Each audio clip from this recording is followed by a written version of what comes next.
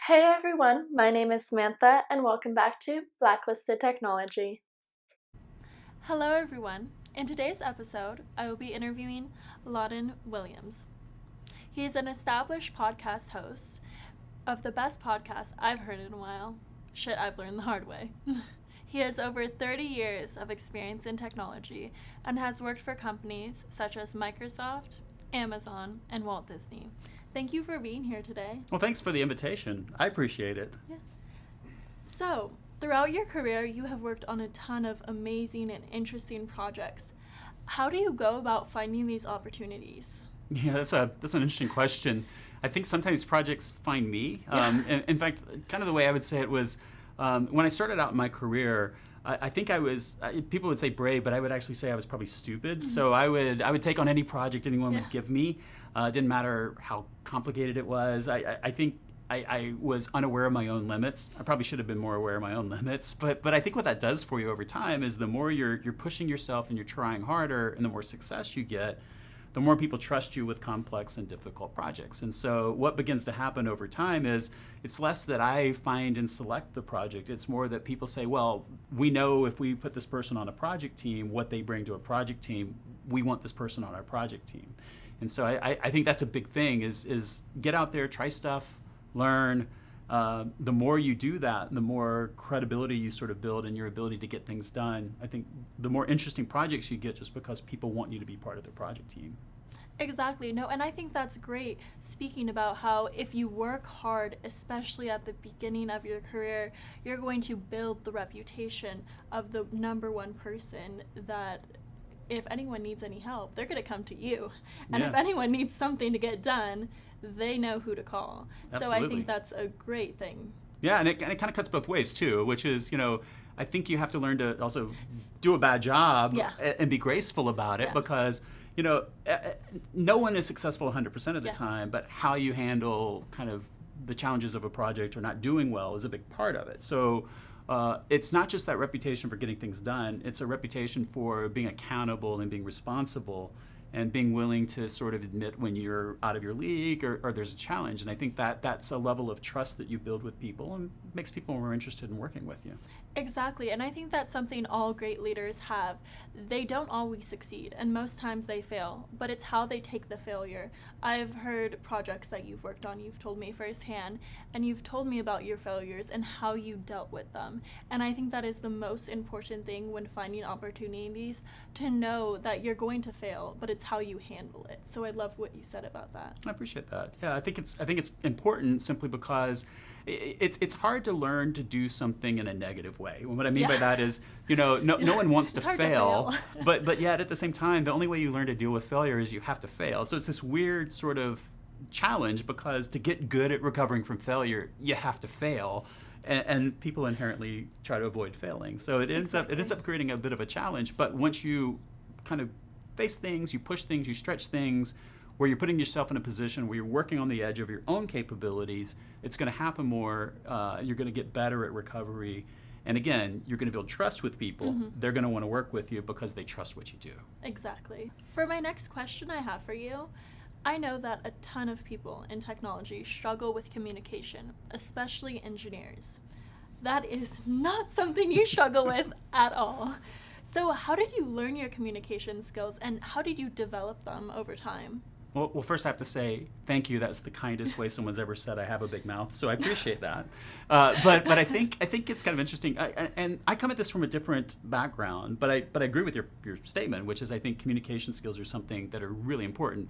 See, I actually started as a journalist. I didn't start in technology, and so I spent a lot of time learning how to talk with people, how to interview people, and how to write.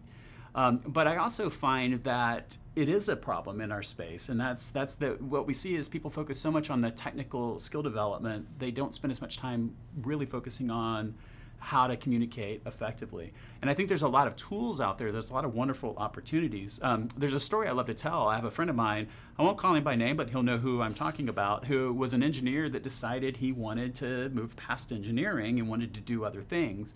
And what he actually did was he started with something as simple as Toastmasters. Great organization. He started and he worked the Toastmasters program. After he finished the Toastmasters program, he went to the product marketing team at his company and said, hey, I just finished this. I would like to speak more and more publicly about our products. Is that okay? And sure enough, they said, sure, we'd love to have you do that. As he did it more and more, he then got moved to the product marketing team. Wow. He became an evangelist. And right now, he's an analyst for one of the major analyst firms right now. Wow. But it all started just by him realizing that communication skills are really critical, even if you're a technician.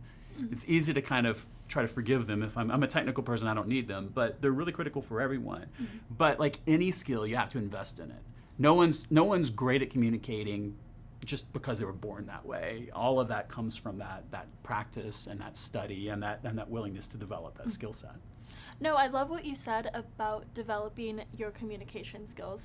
A lot of people, and I've definitely seen this firsthand, they don't think they need to. They're like, okay, I can just stay behind the scenes. Yeah. But by developing those skills, not only are they advancing in their career in the future, but they're making a lot more money. Let's not, leave that part behind. That's true. So it's extremely important to understand that these are things you need. You need to be able to communicate. And there's tools out there, just like you were saying, Toastmasters, they're wonderful. I've actually been to a couple of, the events with them, and it's been extremely useful. So I would recommend that to anyone. Absolutely. It's a great service. But I think, again, it's like all things, it's practice as well, which is, hey, I can read about it in a book. I can watch a video on YouTube about it, but you have to practice those skills. And I mean, any kind of skill like that is just about development and practice. And I often hear people say, I can never speak publicly in front of a room. And I assure everyone here that no one's born with the comfort level of just walking out in front of a huge room and speaking. It's practice. It's just learning it over and over again until you become more and more comfortable with it. Exactly, and I like what you said about that as well. It takes practice. It's not going to come firsthand. Right. And I know multiple public speakers, and I've spoken with them. How do you get over that anxiety? And to this day, they still say, I still have anxiety. I don't know what you're talking about. It's a little bit less, but it's still there. So. Yeah, absolutely. I mean, you learn that there's always going to be a certain level of anxiety, but you prepare, you do all the things you need to do ahead of time. And again, I think that's part of learning how to communicate. Mm-hmm. It's learning that, it's not just about talking, it's about structuring a message, preparing ahead of time, and knowing what it is you want to talk about and presenting it in a way that people who are your audience basically want to hear what you're saying.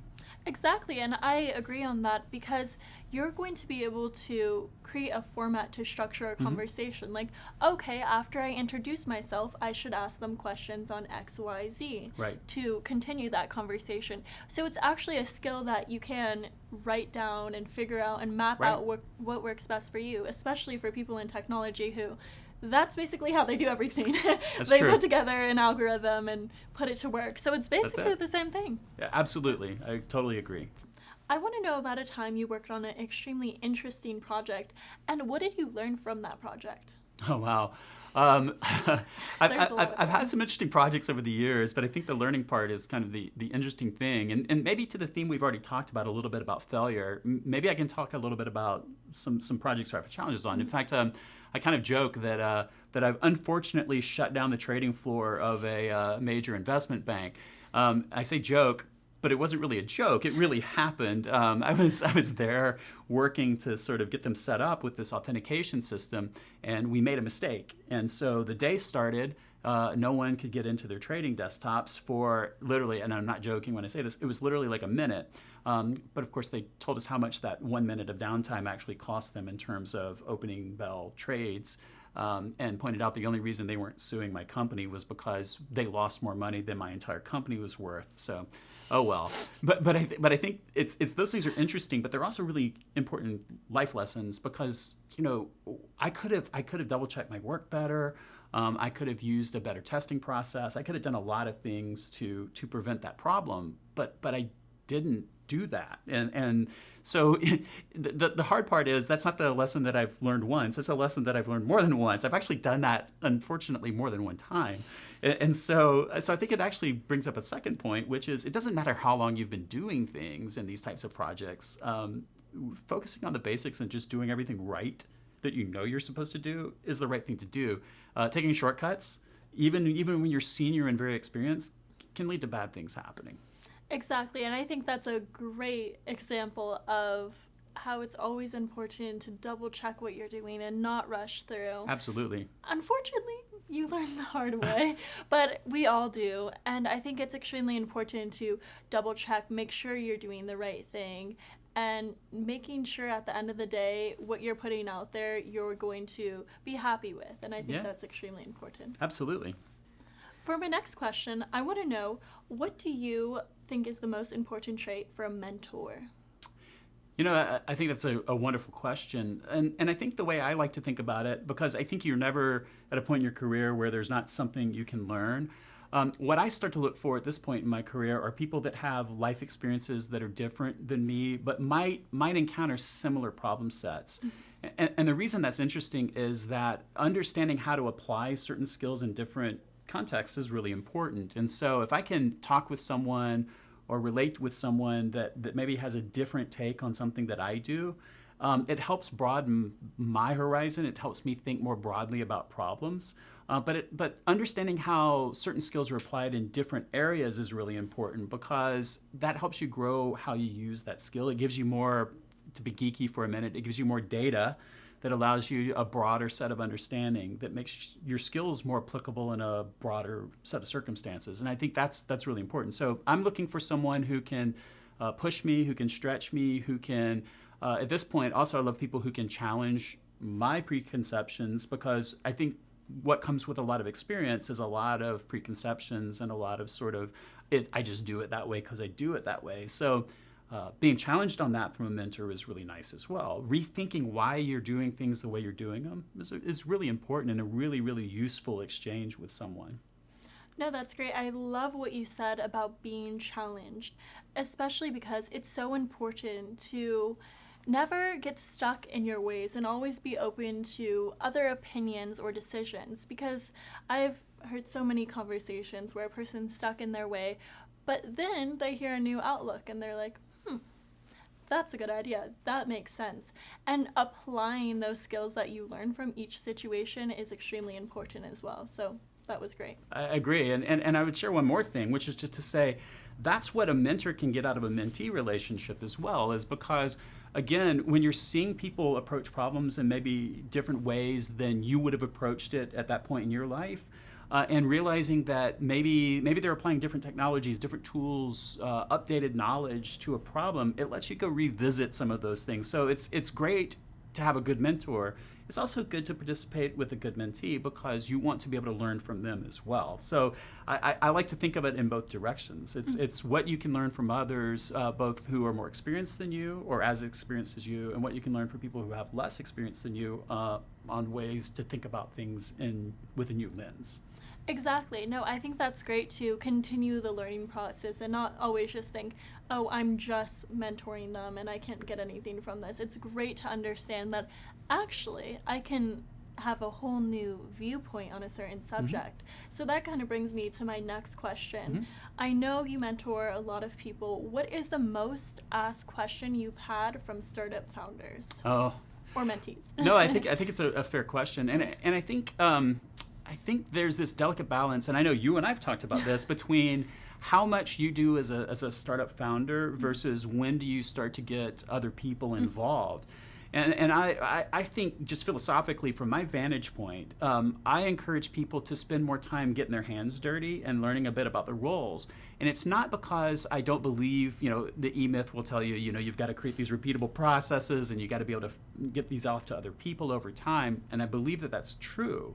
But I think that you become a better consumer of those functions of your company when you understand how they work, because you've experienced them.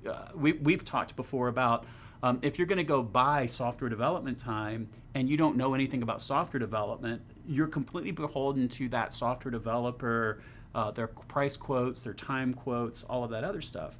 But if you've done enough to understand a bit about what it takes to write software, what it takes to develop software, how long it takes to write certain types of code, then you're now an intelligent consumer of that. And once you're pushing that out to other people, you have a little bit of a a BS detector where you can apply to the situation and sort of, but that only comes if you're willing to kind of roll your sleeves up at the beginning and kind of learn those skills. And I think it goes across the board, understanding a bit about accounting, understanding a bit about software development, understanding a bit about marketing, understanding those core business functions. by participating in them early, so that you understand better how they need to function and what they should cost you and how much time and effort they take later. Those are really important skills. Exactly. And I know firsthand, I did not think I could learn, anything I did, Python, JavaScript. But you kept believing in me. You're like, kept drilling in me, you don't have to pay for it. And I think it's extremely important for founders to understand that you don't, and you do have the knowledge to be able to learn this. And from your advice, I was able to build my own algorithm from there. And I did exactly what you said, and I built an outline for that. So when I'm ready to hire software engineers, I can say, hey, this is the outline. Yep. Not only is that going to save money, but that's also going to save time and make sure they can't say, hey, I don't know what you want, because you have a guide. This is what you need to do, and this is how to do it. So there's really no time for excuses. And I think that's another great thing. I think that's perfect. And I think you said it very, very well. And I think that's the lesson. And that's I think the hard talk sometimes that a lot of entrepreneurs don't get. I think in this world where we've come out of sort of a money era, everyone's like, well, I'm just going to go get VC money. I'm just going to go pitch my angels. I'm going to go get a bunch of cash, and then I'm going to spend my cash on all these functions. And it's like, well, maybe take a little bit of a step back, try to do some of those functions yourself at first. Then you're going to be in so much of a better position when you do go to get cash, because you're going to be able to speak very intelligently and very knowledgeably about all of the different aspects of the business and why you need investment in those areas and what you hope to get out of that investment. Exactly. And I almost feel that that's the only logical way to do it. I would say it's quite reckless just to go say, hey, I need X amount of money. I've never dabbled in this, but I think it will work. Yeah. I think you gain a lot of credibility by saying, hey, I've learned this software, I've done it, I've developed a guideline on how I need people to implement my process, and then say, this is how much it's going to take. That's how you're going to get the funding that you need, and that's how you're effectively going to use it as well. Yeah. Excellent. I mean, I couldn't agree with you more, but I think that's the big thing I try to talk with people about, and I'm glad you found it useful. Yes, I found it extremely useful. I'm glad that I was able to understand that this is what you need to do in order to succeed. I think a lot of founders, I don't want to say we'll take the easy way out, but it kind of is. Take the easy road and hire someone. I've just found I've learned so much and gained so much knowledge from being able to put myself in real life situations and get out there and do it. And thank you for, believing in me and helping me believe in myself. Well, you did the work, not me. For my next question, I wanted to know, what advice would you give to someone who's navigating the tech field? No, that's a great question, especially just given the rapid change in technology today. I think there's a couple of things that come to mind, and that's that I think a lot of people with, say, software development skills, as an example, find themselves looking at sort of the career field in a very limited way. It's like, well, if I'm a software developer, I'm going to be a software developer for a company, and that's my career path. I'm going to write software for a company. But just even in the software development space, there's so many opportunities out there for things like consulting work on those areas, or becoming experts in tools, or sharing your knowledge, or teaching, or mentoring, or those sorts of things. So I think it's important to understand that career paths are not necessarily linear. They don't necessarily say, I'm going to do this and this is all I'm going to do my whole career. Career paths are things that can wind, and it's that winding and trying different things that, again, it helps build this base of knowledge that makes you more effective. So if I'm going back and I'm speaking to someone who's just in this field, a couple of things that I talk with people about are, for example, focus on the base skills you need. Get your skills down. Learn the technology, do that stuff early in your career. Focus on that for the first bit of time. But then you brought it up, which is, if you really want to make it far in the technology field, at some point it's going to become important for you to be able to effectively communicate with everyone, with your stakeholders, with your fellow engineers. And so the other thing that I think gets underplayed a lot, and I won't repeat what we talked about, but it's just you've got to build up those communication skills, because when I look in the technology field, the things that I see are the biggest limiters to people in the technology field is just that ability to communicate their ideas effectively. And I think only second to that is taking a very narrow view of their career where this is the only thing I'm going to do, instead of realizing that the career field evolves. The technology industry evolves. And right now, due to cloud computing and other things, it's evolving faster than we've ever seen it evolve before. And so being a software developer or being an engineer or being a technologist is no longer about this one thing I do that I'm going to be doing for the next 20 years. It's how do I keep learning the next thing, and how do I keep progressing my career and growing new skills. So develop new skills, focus on communications, invest in yourself early on. Don't shy away. I so many people I hear like, well, if my company's not paying for this class, I'm not going to do it. And it's like, well, that's a skill that you're investing in yourself. Yeah. You should be willing to invest in you, because Before your when you company leave, does, yeah, too. exactly. When you leave that company, you're taking it with you. It's Yeah. your skill from now on. So Exactly. don't be afraid to do that. No, and it's great what you said about understanding your limitations and knowing that, hey, you don't just need to be a software developer for 30 years. You can evolve your career by gaining the necessary knowledge you need to develop the skills. So I think that's extremely important, to open up what you think you're capable of and understand that you can do more. Absolutely. Realize that the technology field is very broad. Yeah. And I think most people who enter into it with this concept of, I'm going to take this one job and that's going to be my job. Yeah.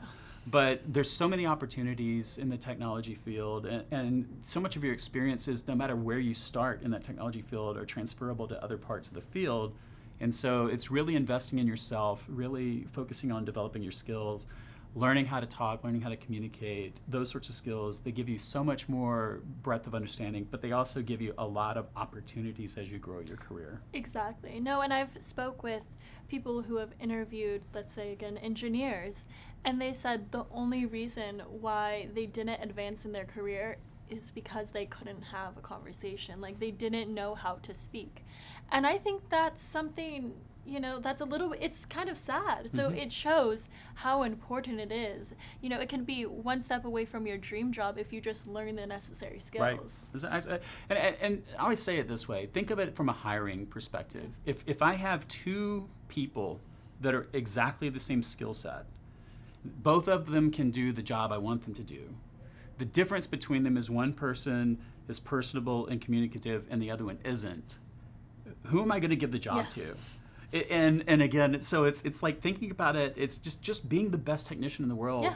Maybe that's great, but you're going to come across ultimately an alternate candidate who's also the best technician in the world, and they're going to be looking at what those differentiators are. And most of the time, that's going to come down to collaboration, communication, being personable, these sorts of things. Exactly. No, I think that's great. And I think another aspect as well that's important to acknowledge is that if you want to grow in your career and you're not great at communicating, there's other steps you can take to advance.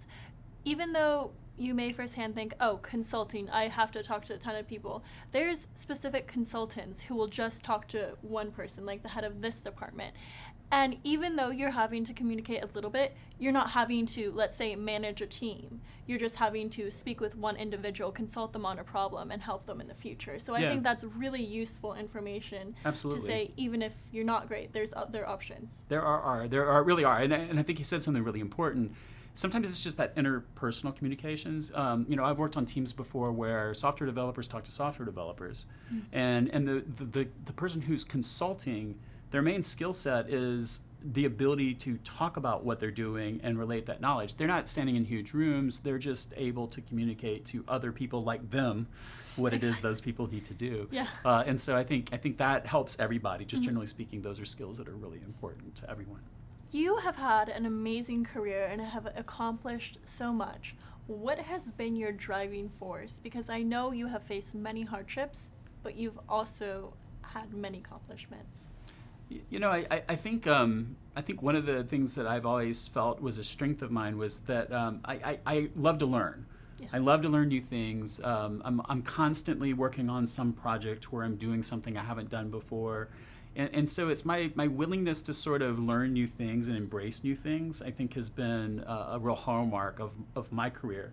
But the other thing that I kind of learned early on, and we've talked a bit about this in our conversations, is that skills are really important. And I think people get very caught up on where they apply the skills. Oh, you applied this skill at this type of company, therefore you are an expert at this type of company. When actually that's not really the case. You're kind of an expert at applying these skills, and that company's just the venue. So the other thing I've worked on a lot personally in my career is I want to learn things, but a lot of what I'm studying and trying to learn are new skills. And I'm focused a lot on skill development. I feel like you can always get better at everything that you do. And I think of skills as something that through practice and through continual focus, you can always get better at them. So I think focusing on skills, focusing on learning, and then realizing that, I might work in the entertainment industry today, and I might work in a software development industry tomorrow, and I might work in, let's say, a defense industry the next day. Those are just venues that you're applying those skills to. And so the more you focus on the skill development, the better off. And I think that's been the thing that's helped me the most, is that I don't think people hire me for my industry expertise as much as they hire me for the skill set that I bring to the table. Exactly, and it is so important to never stop learning, just like you were talking about, and to apply those skills. And I love what you said about how it's not about working for a company and knowing a specific thing about a system. It's about gaining the knowledge and skills and applying them to different situations. So I think that's extremely effective. Yeah, it's really important, and I think the thing that propels you through your career over time is that realization. In fact, one of the questions I get asked by a lot of people is, I want to change careers. How do I change careers? And the reality is that for most people, the challenge they're having is they're changing venues, and they think that they need to learn something special because they're changing venues, when it's really the skill set that's important. So a lot of times, transitioning to a different job or changing roles is really skill based. It's really about I'm applying the same skills just in a different way. And so my ability to change to a new career is my ability to help someone who's hiring me understand that the skills I bring are the transferable part, not necessarily the career field or the career venue that I've been working in. Exactly, and I think a lot of people put a lot of pressure on the fact that it is a new venue. Yeah. But if you think about it from your perspective, which I think is really great, that it's not, you're the same person. You know what you know, and if you're confident about that, you can land any venue or any job that you want. So I've been watching your podcast, and I have to say, it's great. It is one of the best podcasts I've heard in a while. All the knowledge. Nice of you to say. Yeah. All of the knowledge that you're giving, me and other young individuals that are starting off in their career is priceless. And I mean, I feel like you could be charging a lot of money for this. So thank you that you're not. Well, of course. Yeah. So what is next in your career? Well, right now, this is what I'm focusing on. I tell the story a lot. I was really lucky when I got into this technology business. I came to it in a non-traditional way. I've mentioned I came out of a journalism field. And I was really, really fortunate that I had some great people who were willing to take me under their wings early in my career. And I can't begin to tell you how much that has impacted my life. Just people who, for no reason other than just they enjoyed working with people, took me under their wings. And so I kind of find myself at this point in my own career where I feel this almost compelling need to do for others what those people did for me. And so the podcast is really kind of focused on two things. I focused on professional skills, which is something I'm targeting to every audience, really, that's within the industry, and to talk about some of the things that maybe don't get talked about a lot. Mm-hmm. I think we have a little bit of a problem in our industry where professional skill development is sort of devalued. In fact, the running joke is if I'm going to cut something out of the training budget, it's probably not the technical skill development, it's probably the professional skills. And so I think focusing on that's important. And the second is I'm working on some new things around sort of IT transformation, business transformation. And so I'm doing a second series in the podcast on rethinking IT. And so those will be the two areas I'll be focusing on. I'm giving myself a little bit of time. I hope to publish some new stuff, some papers and things that I've been working on come January. But that's been my focus right now, and I have to say I'm really enjoying doing it. Yeah, no, and that is so exciting. And I think business development within companies is the perfect thing for you. I mean, just let alone myself, how much I've grown from your advice. I could not imagine what a company could gain from this. And it's very nice to say. No, I'm serious. And just putting it out to a mass amount of people, you can definitely bring up the revenue, bring up, the happiness within the company of the individuals who work there. And what you bring to the table is just a mass amount of knowledge. And the thing I love most about you is that you're patient and willing to help people who don't quite understand, but in the future, you see that they have the ability to accomplish great things. So, well, I appreciate that. And that's something that I think is really important. I think it's important to find people, we talked about this before, but I think it's important to find people that are driven and are interested, that, because what makes my job easier when I work with people is if they have those core skills, and it's really just about developing them further, or developing associated skills that are just going to help make them more successful. And I really enjoy that type of interaction. I enjoy working with people on those areas. Exactly. No, and you're great at it. So I can't wait to see what you accomplish in the future.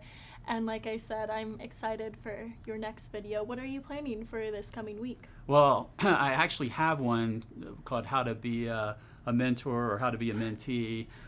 We explore the mentor-mentee relationship with someone who may be on camera with me right now. That seems like a great video. I know I'm excited to check it out. So I appreciate it. Make sure to check out Lauden's podcast. It's great. I've had a ton of friends who love it, and I'm sure you will as well. So tell me a little bit more about the podcast. Sure. You can find it on YouTube as Shit I Learned the Hard Way. You can also find it on pretty much any podcast application out there. It's on Apple Podcasts, Google Podcasts, Overcast, Spotify. So you can find it anywhere you listen to podcasts.